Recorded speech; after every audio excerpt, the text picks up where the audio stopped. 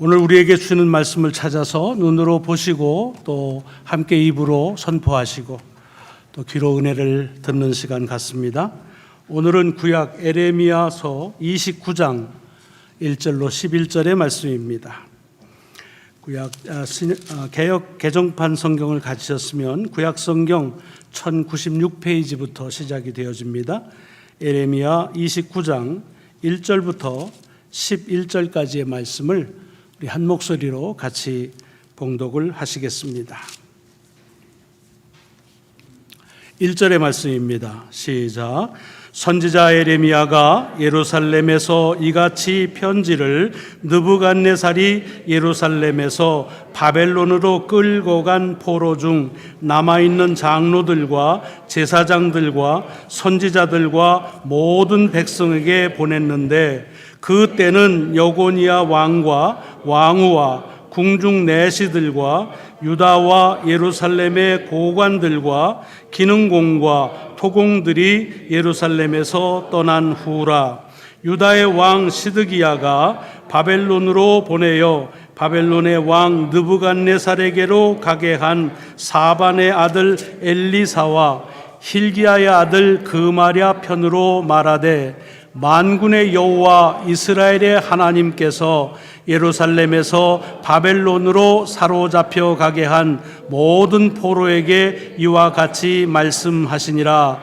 너희는 집을 짓고 거기에 살며 텃밭을 만들고 그 열매를 먹으라. 아내를 맞이하여 자녀를 낳으며 너희 아들이 아내를 맞이하며 너희 딸이 남편을 맞아 그들로 자녀를 낳게 하여 너희가 거기에서 번성하고 줄어들지 아니하게 하라. 너희는 내가 사로잡혀가게 한 그 성읍의 평안을 구하고 그를 위하여 여호와께 기도하라. 이는 그 성읍이 평안함으로 너희도 평안할 것임이라. 만군의 여호와 이스라엘의 하나님께서 이와 같이 말씀하시니라. 너희 중에 있는 선지자들에게와 점쟁이에게 미혹되지 말며 너희가 꾼 꿈도 고지 듣지 믿지 말라. 내가 그들을 보내지 아니하였어도 그들이 내 이름으로 거짓을 예언함이라. 여호와의 말씀이니라. 여호와께서 이와 같이 말씀하시니라. 바벨론에서 70년이 차면 내가 너희를 돌보고 나의 선한 말을 너희에게 성취하여 너희를 이곳으로 돌아오게 하리라. 여호와의 말씀이니라. 너희를 향한 나의 생각을 내가 아나니 평안이요 재앙이 아니니라. 너희에게 미래와 희망을 주는 것이니라. 아멘. 아멘. 오늘 봉독한 말씀이 한 주간 우리의 삶에 인도하시는 주의 능력임을 먼저 믿고 축복합니다. 이제 임 목사님 나오셔서 디아스포라 신앙이라고 하는 제목으로 귀한 말씀 증거해 주시겠습니다.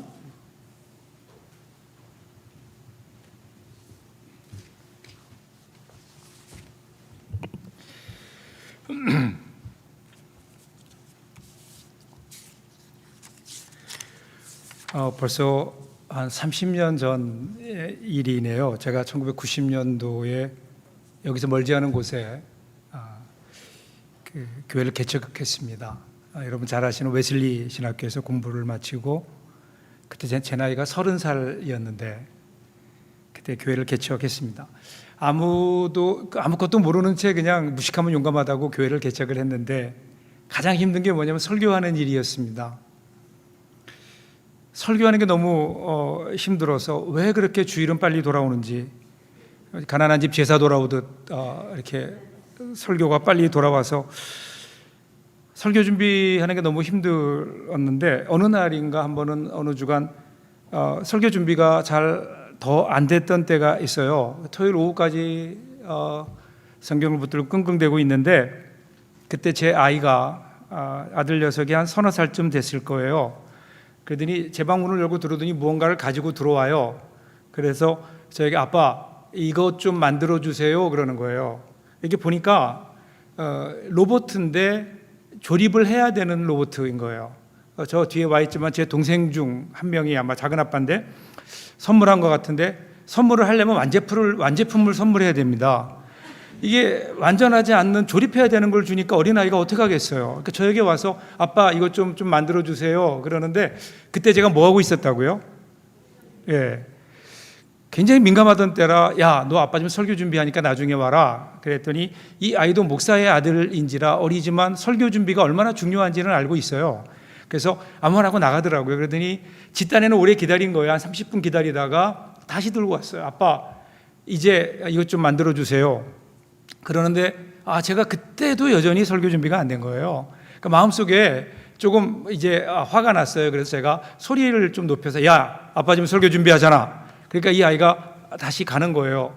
그러더니 한 15분 정도 기다렸나요? 이 아이가 도저히 못 참고 온 거예요. 아빠 이것 좀 만들어 주세요. 제가 그때 화가 났어요. 야 임마, 아빠 지금 설교 준비하잖아. 그랬더니 소리를 질렀더니 아이가 놀라 나가면서 그 아이가 한마디를 하는 거예요. 설교도 못하면서. 그래서 제가 설교를 딱 듣고 아이의 그 로봇을 만들어 준 적이 있는데, 제가 이런 사람입니다. 우리 아이가 인정하는 설교를 못하는 목사인데, 우리 목사님이 저를 잘 모르시고 설교하라 그래서 이 자리에 서긴 섰는데, 원래 설교를 잘하시는 우리 이 목사님 설교는 그냥 들으셔도 돼요. 근데 설교를 못하는 목사가 설교하면 어떻게 해야 되냐면요, 여러분들이 잘 들으셔야 돼요. 설교를 개떡같이 해도 여러분들이 찰떡같이 알아들으시면 되는 겁니다. 오늘은 평소보다 좀 더 긴장해서 하나님 말씀을 함께 하는, 거기에 하나님이 주신 귀한 은혜가 있을 줄로 믿습니다. 성경이 이스라엘을 부르는 이름이 여러 가지가 있어요. 여러 가지가 있는 중에 가장 인상적인 이름이 저는 디아스포라가 아닐까. 디아스포라 공동체. 이 디아스포라라는 말은 물론 그리스어인데요. 디아라는 말과 스포라라는 말이 합쳐진 거예요. 이 디아라는 말은 흩어지다 그런 뜻이에요. 스포라라는 말은 씨앗이에요. 그러니까 흩어진 씨앗들 이런 뜻입니다. 이 디아스포라라는 말에는 사실은 이 단어 자체의 아픔을 가지고 있죠. 이스라엘이 멸망하게 되잖아요. BC 722년에 북이스라엘이 아수르에 의해서 멸망하고 그들이 흩어집니다. 그리고 BC 587년에 남유다가 바벨론에게 멸망하면서 이제는 바벨론의 포로로 흩어지게 되죠.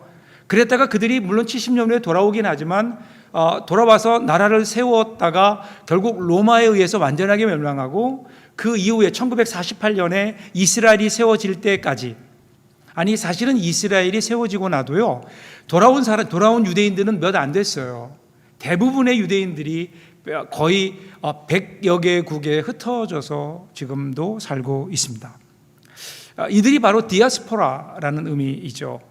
디아스포라, 흩어졌다. 이것은 굉장히 아픔입니다. 이것은 불행한 일입니다. 그런데요, 만약에 흩어졌는데 흩어진 것이 씨앗이라면 그것은 이야기가 다릅니다. 씨앗은 생명을 담고 있기 때문에 그렇습니다. 여러분 민들레꽃 아시잖아요? 민들레꽃. 그 민들레가 봄이 되면 이렇게 피어나면 노란 꽃들이 온 천지를, 온 들판을 뒤덮을 때 얼마나 아름다워요. 그런데 그 아름다움도 있지만 그것보다 사람들이 그것을 밟고 다님에도 불구하고 결코 밟아도 밟히지 아니하고 다시 일어나는 강인한 생명력의 상징이 여러분 민들레꽃이죠. 민들레가요, 꽃이 지고 나면 거기에 솜방망이 같은 모양의 민들레 홀씨가 생겨나죠. 그래서 사람이 발로 차거나 아니면 바람이 불면 그것이 바람을 타고 각 곳으로 흩어지게 돼요. 그래서 그 민들레 홀씨가 날아가서 떨어진 그곳에는 또 다른 생명의 역사가 일어나게 되는, 흩어짐은 아픔이지만 어떻게 보면 불행일 수 있지만 그런데 그 가운데 소망이 있고 거기에 생명이 있는 거죠. 그래서 이스라엘 백성들도 보면 그들이 분명히 디아스포라 공동체예요. 흩어졌어요. 그런데 그들은 흩어짐으로 끝난 것이 아니에요. 흩어짐으로 멸망한 것이 아니에요. 흩어짐으로 오히려 하나님의 신앙을 그들에게 이야기하기 시작했고 거기에 새로운 문화, 새로운 소망이 싹트기 시작했죠. 이것은 유대인들 그 구약만의 이야기는 아닙니다. 신약으로 오면 그 사도행전 8장에 보면 초대 예루살렘 교회의 역사가 그렇잖아요. 그들이 핍박을 받죠. 그리고 그들이 흩어집니다. 흩어지면서 그들은 고난이고 그것이 끝인 줄 알았는데, 그런데 그 흩어짐을 통해서 복음이 땅 끝까지 이르게 되는 그런 복음 전파의 통로가 되는 거잖아요. 그래서 여러분, 디아스포라라고 하는 것은 그 말의 의미처럼 언제나 씨뿌림입니다. 씨뿌림. 분명히 그것은 아픈 일이지만 오히려 그것을 통해서 확장되는 소망이 있는 거죠. 저는요, 이 디아스포라의 역사가 오늘도 계속됩니다. 하나님은 여전히 디아스포라 공동체를 통해서 이 땅의 역사를 이루어 가십니다. 그리고 그 하나님의 역사하시는 그 은혜가 오늘 이곳까지 이른 것 아닐까요? 한국인 디아스포라, 이제는 세계 175개국 이상 거의 1,000만에 가까운 사람들이 이 디아스포라 공동체가 흩어져 살고 있습니다. 그 중심에 우리 미국 디아스포라 공동체가 있고요. 오늘 여기 함께 예배하는 이 워싱턴 감리교회 이 디아스포라 공동체가 여기에 있는 것 아닐까요? 그렇다면 흩어졌지만, 이곳까지 왔지만, 그런데 여기에는 분명히 하나님의 뜻과 섭리가 있다라는 거죠. 오늘 저와 여러분, 이 공동체를 향한 하나님의 뜻이 무엇일까? 오늘 우리가 읽었던 예레미야 29장의 말씀을 함께 읽으면서, 함께 들으면서 여러분들을 향한, 이 공동체를 향한 하나님의 뜻과 섭리를 발견해보는 오늘 귀한 시간이 될 수 있기를 주님의 이름으로 축복합니다. 자, 오늘 1절 한번 보세요. 이렇게 시작해요. 선지자 예레미야가 예루살렘에서 이 같은 편지를 느부갓네살이 예루살렘에서 바벨론으로 끌고 간 포로 중 남아있는 장로들과 제사장들과 선지자들과 모든 백성에게 보냈는데, 지금 바벨론의 포로로 끌려가 살고 있는 그 포로 공동체, 그 디아스포라 공동체에게 지금 예레미야 선지자가 보낸 편지의 내용이 나오고 있습니다. 이 편지를 쓴 이유, 그 이유가 8절부터 9절에 보면 나오는데요. 잘 한번 들어보세요. 만군의 여호와 이스라엘의 하나님께서 이와 같이 말씀하시니라. 너희 중에 있는 선지자들에게와 점쟁이에게 미혹되지 말며 너희가 꾼 꿈도 고지 듣고 믿지 말라. 내가 그들을 보내지 아니하였어도 그들이 내 이름으로 거짓을 예언함이라. 여호와의 말씀이니라. 여러분 생각해 보세요. 지금 바벨론 포로로 잡혀갔어요. 그러면 그들에게 소망이 있다면 어떤 걸까요? 산도 설고 물도 선 남의 나라, 그것도 포로로 잡혀온 포로민들, 그들의 꿈은 뭘까요? 어제나 저제나 고국으로 돌아갈 날이 언제일까? 그것만을 기다리며 살지 않았을까요? 언제쯤 우리는 고향으로 돌아갈 수 있을까? 이곳, 이 퍽퍽한 이 압제의 포로지를 떠나서 언제 그 고향, 그리운 고향으로 돌아갈 수 있을까? 이것이 그들의 꿈일 거고요. 그들의 관심이었을 겁니다. 그리고 그들이 듣고 싶었던 이야기는 뭐냐 하면은요, 고난의 때가 끝났다, 이제 고향으로 돌아가라, 이 소리 아니었을까요? 고향으로 돌아가는 것, 이것이 그들의 바람이었고 그들의 꿈이었어요. 그런데 그러다 보니까 이러한 사람들의 바람이나 꿈을 이용하는 사람들이 있었죠. 그래서 실제로 하나냐 같은 거짓 선지자, 이 거짓 선지자는요, 하나님이 말씀이 임했는데 2년 안에 너희가 돌아갈 거다, 이렇게 예언하기도 했습니다. 달콤한 말로 사람들의 듣고 싶은 이야기를 해줌으로 혼란스럽게 하는 거짓 선지자들이 거기에 많이 있었던 것으로 보여집니다. 그래서 예레미야 선지자는 그들에게 속지 말아라, 그들에게 속지 말아라, 이렇게 얘기합니다. 거짓 선지자들, 그들은요, 하나님의 뜻을 전하는 게 아니에요. 사람이 듣기 원하는 그 말을 합니다. 그런데 참 예언자는 다르잖아요. 달콤한 예언에 속지 말라고, 오히려 현실이 고단하지만 현실의 고단함을 정면으로 응시할 용기를 가지라고, 그리고 하나님의 뜻과 하나님의 섭리를 한번 기다려보라고, 그렇게 그들을 위로하며 격려하는 참 예언자들이 있죠. 자, 그때 그 바벨론에 있었던 포로 공동체는 누구의 말을 더 좋아했을까요? 거짓 선지자들의 얘기였을까요? 아니면 예레미야와 같은 참 선지자들의 이야기였을까요? 하나님이 주시는 그 말씀을 듣기를 원했을까요? 아니면 내가 원하는 그 나의 소원, 내가 원하는 그 말을 듣기를 원했을까요? 사람들은요, 누구나 자기가 듣고 싶어하는 이야기를 듣기를 원합니다. 나에게 필요한 하나님이 주시는 말씀은 좋기는 한데 왠지 무겁잖아요. 그리고 아프잖아요. 부담이 되잖아요. 그러니까 많은 사람들이요, 하나님께서 나에게 주시는 말씀을 듣기를 원하기보다 내가 원하는 그 말, 내 속에 있는 내 욕심이 외치는 그 말, 나의 소망을 표현해 줄 수 있는 그런 말을 듣기를 원하는 거예요. 이제 그러다 보니까 거짓 선자들이 나오게 되는 거죠. 사람들이 원하는 이야기를 해주는. 여러분, 과거의 이야기가 아니잖아요.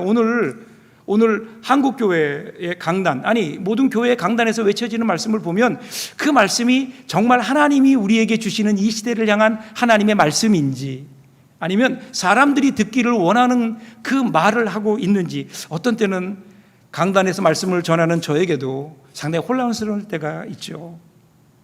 이것을 어떤 한 그 구약학자가 이렇게 표현했어요. 메시지와 마사지로 표현을 했습니다. 한국교회 설교자들이 하나님께 주신 메시지를 전하지 않고 혹시 성도들이 원하는 마사지만 해주고 있는 것은 아닐까. 아주 적절한 통찰이라서 저도 설교할 때마다 항상 이것을 제 마음속에 기억하고 있어요. 혹시 나도 메시지를 전하는 게 아니라 마사지를 하고 있는 것은 아닐까. 사랑하는 여러분, 오늘 우리가 하나님 말씀을 듣기 위해서 내가 원하는 말, 그 말을 들음으로 순간적인 만족을 주는 마사지로서 하나님 말씀이 아니라 오늘 이 시대를 향한 하나님의 뜻이 분명하게 전달되고 그것을 들을 줄 아는, 그리고 그 말씀대로 살아내는 그러한 메시지를 듣는 저와 여러분들 될 수 있기를 주님의 이름으로 축복합니다. 어떤 내용이었는지 아세요? 그 내용을 보면 5절부터 6절에 보면 나오는데, 너희는 집을 짓고 거기서 살며 텃밭을 만들고 그 열매를 먹으라. 아내를 맞이하여 자녀를 낳으며 너희 아들이 아내를 맞이하며 너희 딸이 남편을 맞아 그들로 자녀를 낳게 하며 너희가 거기에서 번성하고 줄어들지 아니하게 하라. 여러분, 지금 우리는 그냥 평범하게 읽지만 이 편지를 읽는 그 당시의 유대인들의 마음은 어땠을까요? 지금 포로로 잡혀와 있어요. 그러니까 어떻게 해서라도 고국에 다시 돌아갔으면 좋겠는데 하나님의 말씀, 예레미야를 통해 주신 하나님의 말씀은요, 돌아가게 해주겠다라고 하는 것이 아니라 야, 이곳에 정착하며 살아라 이거예요. 여러분, 이해가 안 됐을 겁니다. 왜 하나님은 이렇게 이 고난한 땅에 우리를 그냥 두시는가? 이 압제의 땅에 이 퍽퍽한 포로로 살아가는 이 삶에 우리를 그냥 두시는가? 왜 우리를 고향 땅으로 돌아가게 길을 열어주시지 않는가? 그들에게 이런 원망과 불평이 있었을 겁니다. 사실은 고난을 당하면 우리에게도 그런 질문들이 생기죠. 왜 하나님이 나를 그냥 고난 가운데 두시는가? 근데 여러분, 고난은 꼭 그렇게 나쁜 것일까요? 여러분, 돼지라는 동물을 아시죠? 돼지. 여러분, 이 돼지가 가지고 있는 특성이 여러 가지가 있는데 그 중에 하나가요, 돼지는 죽을 때까지 하늘을 못 봐요. 여러분들이 안 믿으시는 것 같은데 돼지는요, 이 목뼈가 15도 이상을 들 수 없게 돼 있어요. 그래서 아무리 고개를 들어도 거기까지 해요. 그 돼지는 하늘을 못 보고요, 땅만 봐요. 그 땅만 보면서 어디 먹을 게 없을까, 어디 내가 편안하게 살 곳은 없을까, 땅만 바라보며 꿀꿀꿀거리고 살아요. 그게 돼지예요. 여러분, 혹시 여러분 가운데 돼지가 하늘을 향해 고개를 들고 하늘을 바라보는 돼지를 보신 적이 있나요?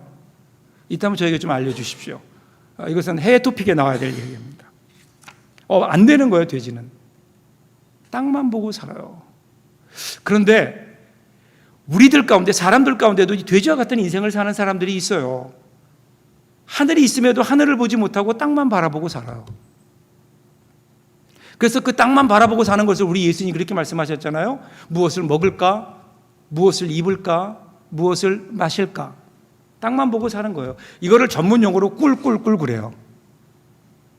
돼지가 꿀꿀거리면서 땅만 보고 살듯이 땅만 보고 사는 거예요. 사람임에도 불구하고 돼지의 수준의 인생을 사는 사람들이 우리 중에 얼마나 많은지 몰라요. 자, 그런데 여러분, 이 돼지에게 놀라운 일이 생기는 때가 있어요. 드디어 땅이 아니라 하늘을 바라볼 때가 있어요. 언제일까요? 뒤집어질 때예요. 돼지가 여러 가지 이유로 인해서 어느 순간 뒤집어져요. 팔랑 뒤집어져요. 그럼 어떻게 될까요? 얼마나 놀랄까요? 깜짝 놀라잖아요. 뒤집어졌으니까. 깜짝 놀라서 발버둥 치다가 정신을 차리고 보니까 이전에 보지 못했던 새로운 세계가 보여요. 지금까지는 땅만 바라보고 살았는데 뒤집어져서 보니까 하늘이 보이는 거예요. 아, 땅이 다가 아니었구나. 하늘이 있구나. 하늘이 있구나. 돼지에게 뒤집힌다고 하는 것은 고난일 수 있거든요. 위기일 수 있거든요. 그런데 그 고난과 위기를 통해서 돼지는요, 새로운 세계를 보는 거예요.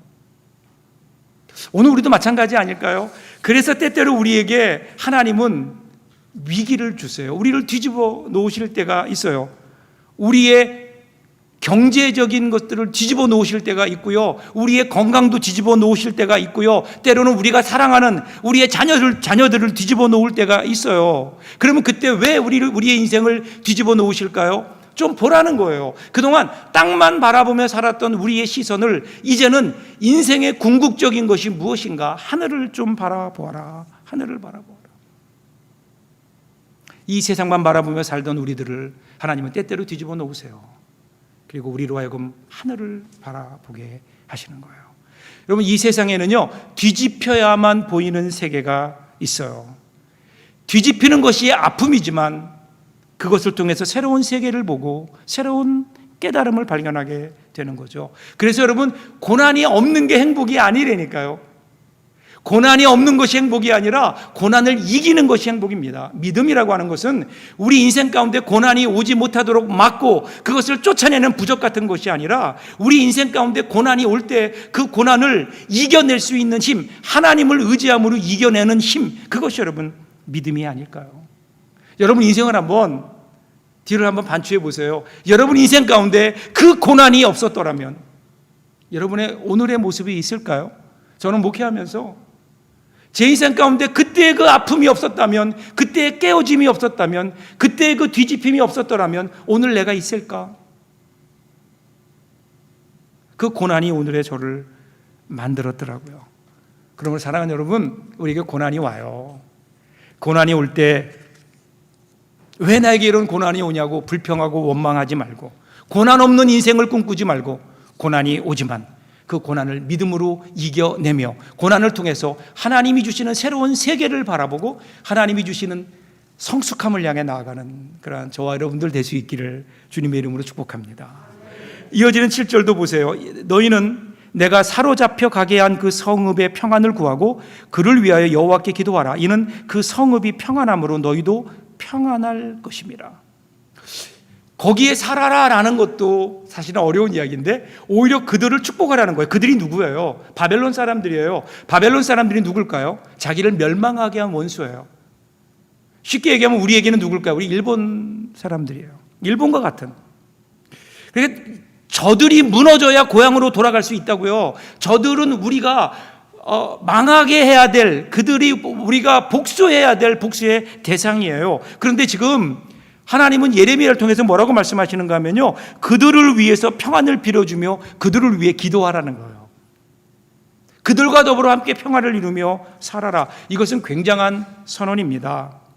그러면서 10절을 보세요. 여호와께서 이와 같이 말씀하시니라. 바벨론에서 70년이 차면 내가 너희를 돌보고 나의 선한 말을 너희에게 성취하여 너희를 이곳으로 돌아오게 하리라.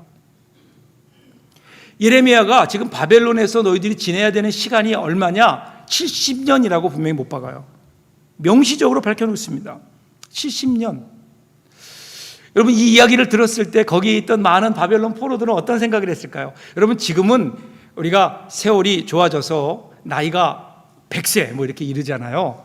그런데 원래 70년 그러면 한 세대예요.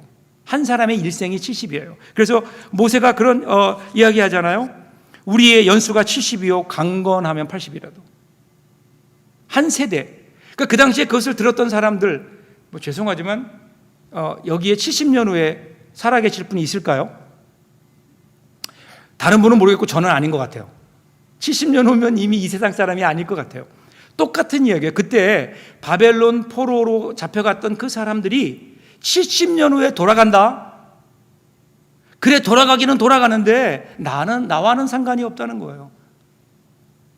내가 살아서 돌아갈 수 있는 확률이 없어요. 돌아가기는 돌아가지만 내 생전에는 아니겠구나. 그러면 어떻게 해야 돼요? 이제 거기 살아야 되는 거예요. 그 땅에, 바벨론 땅에 살아야 되는 거예요. 근데 중요한 것은 어떻게 살 것인가 하는 거예요. 지금 그들은 거의 대부분의 많은 사람들이 그곳에 끌려왔어요. 원해서 끌려온 사람 없어요. 자기가 자원해서 포로로 잡혀온 게 아니에요. 나라가 멸망했어요. 그래서 바벨론이라고 하는 그러한 그 제국의 힘으로 그들을 억지로 여기까지 끌고 온 거라고요. 나는 오기 싫었어요. 그런데 여기에 왔어요. 그런데 문제는 거기에서 살아야 된대요. 70년 동안을 거기서 살아야 된다는 거예요. 그러면 어떻게 살아야 될까요? 두 가지 길이 있을 것 같아요. 하나는 그냥 어쩔 수 없이 사는 거예요. 이런 사람의 마음속에는 뭐가 있을까요? 자기에게 이런 아픔과 수모를 남긴, 자기가 원치 않는 이러한 삶을 살게 한 바벨론 사람들에 대한 적개심, 증오심, 이런 것들이 가슴에 사무치고 있죠. 피하고 싶지만 피할 수 없어서 마지못해 살아가는, 마음속에 한을 품고 응어리를 품고 원망을 가지고 불평을 가지고 살아가는 사람들. 여러분, 이렇게 살아가는 삶 행복할까요? 어쩔 수 없이 그냥 환경에 밀려서 살아가는 삶 행복하지 않을 거예요. 그래서 11절을 보세요. 여호와의 말씀이니라 너희를 향한 나의 생각을 내가 아나니 평안이요 재앙이 아니니라. 너희에게 미래와 희망을 주는 것이니라. 이 말씀의 의미는 뭘까요? 이렇게 말씀하시는 거야. 야, 나는 너희들을 향한 계획과 생각이 있어. 하나님께서 지금 바벨론의 포로로 보내셨는데 지금 이 사람들은, 바벨론에 있는 사람들은 나라가 멸망함으로 어쩔 수 없이 이곳에 밀려왔다, 이곳의 환경에 쫓겨서 여기까지 왔다, 이렇게 생각하는 그들을 향해서 지금 하나님은 뭐라고 말씀하시는가 하면, 아니야, 너희가 여기 온 거는 어쩔 수 없이 그냥 그렇게 환경에 쫓겨온 게 아니야. 나라가 멸망하니까 너희들이 여기에 끌려온 게 아니야. 거기에는 내 뜻이 있어, 내 생각이 있어, 내 계획이 있어. 하나님은 그들을 향해서 하나님의 뜻과 계획을 지금 말씀하시는 겁니다. 여러분, 이것은 정말 우리에게 중요한 깨달음이 아닐까요?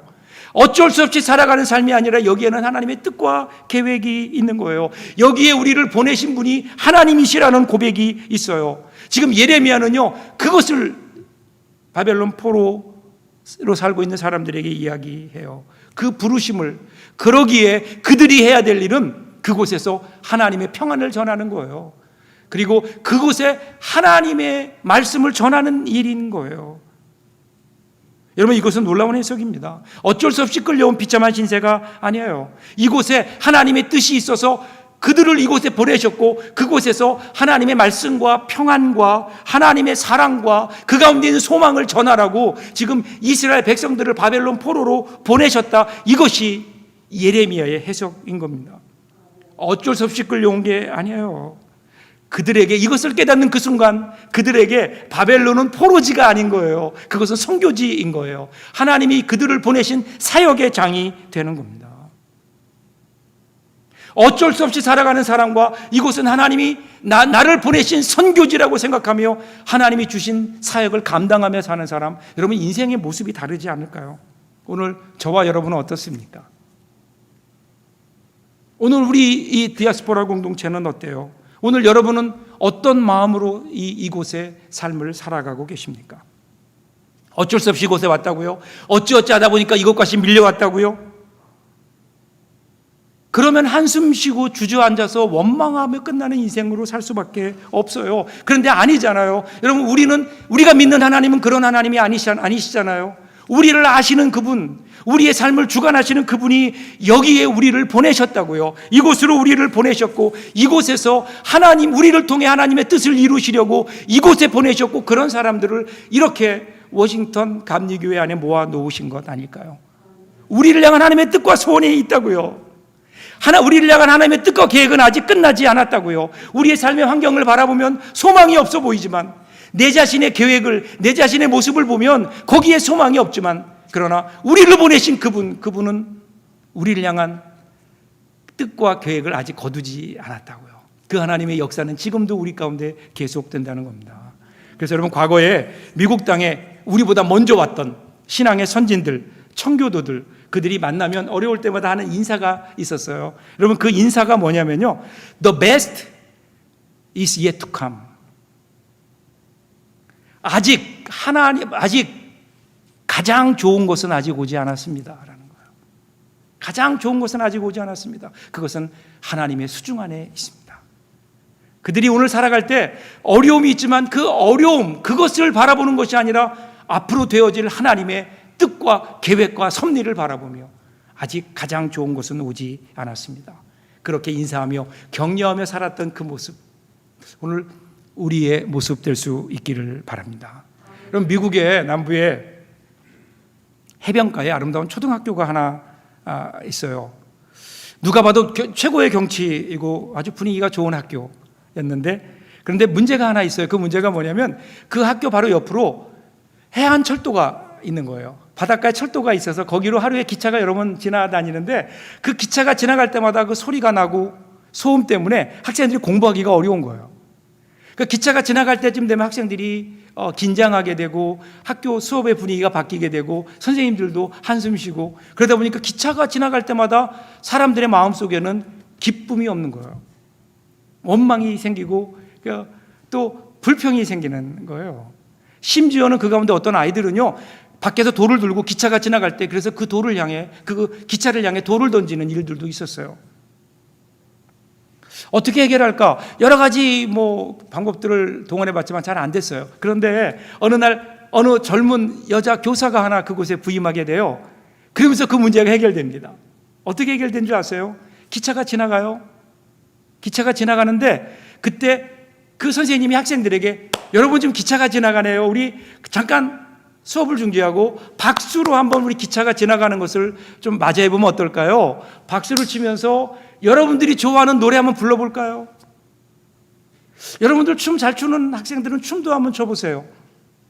처음에는 좀 어색했지만 몇 번 지나면서 학생들이 같이 동조하기 시작하고, 그래서 기차가 멀리서 오면요, 그 기차가 오면 다 일어나서 박수 치면서 노래하고 그리고 춤을 추고 축제장으로 바뀌게 된 거예요. 학생들은 그 기차가 지나가는 시간을 기다리게 됩니다. 사랑하는 여러분, 기차는 여전히 지나가요. 이전에는 그 기차 때문에 속상하고 원망하고 불평했는데 이제는 그 지나가는 기차를 바라보며 박수치고 노래하면서 축제장으로 바뀌게 되니까, 여러분 더 이상 그 고난이 아니잖아요. 더 이상 그 기차 소리가 그들을 바도하지 못하는 거예요. 사랑하는 여러분, 우리 인생도 보면 우리 인생을 힘들게 하고 우리 인생을 위축되게 하고 주눅들게 하는 기차들이 우리 가운데 있죠. 소리를 내면서 마치 우리를 조롱이라고 하듯이 우리의 곁을 지나갑니다. 그때 한숨 쉬거나 원망하지 마세요. 그때 한번 여러분 믿음의 손을 들어 한번 하나님을 찬양해 보세요. 박수 쳐 보세요. 하나님 앞에 기도해 보세요. 하나님 앞에 한 춤추며 하나님께 감사해 보세요. 여러분, 그러면 더 이상 그것이 우리에게는 고난이 아닌, 그것 때문에 오히려 우리 인생이 행복해지는 축제장으로 바뀌지 않을까요? 어려운 그리고 힘든 퍽퍽한 이민 생활이지만 우리가 그런 마음으로 우리의 인생을 해석하고 살아갈 때 여러분, 우리 가운데 주시는 하나님의 놀라운 기쁨, 그 기쁨으로 말미암아 항상 승리하는 저와 여러분, 우리 사랑하는 디아스포라 공동체 될 수 있기를 주님의 이름으로 축복합니다. 기도하겠습니다. 사랑의 하나님, 고맙습니다. 디아스포라 하나님의 역사하심의 그 범주 속에 저희들도 있게 하시니 감사를 드립니다. 흩어진 것 아니라 하나님이 보내신 자리입니다. 이곳에서 하나님의 뜻을 이루며 하나님께 영광 돌리는 저희들, 그리고 우리 사랑하는 이 공동체 되도록 주님 축복하여 주시옵소서. 이 땅에 고난 때문에 주눅 들고 고난 때문에 쓰러지는 삶이 아니라 고난을 믿음으로 이겨내고 그 고난 때문에 오히려 우리의 삶이 더 강건해졌다고, 성숙해졌다고 감사하는 사랑하는 귀한 믿음의 사람들 되게 하여 주옵소서. 예수님 이름으로 기도합니다.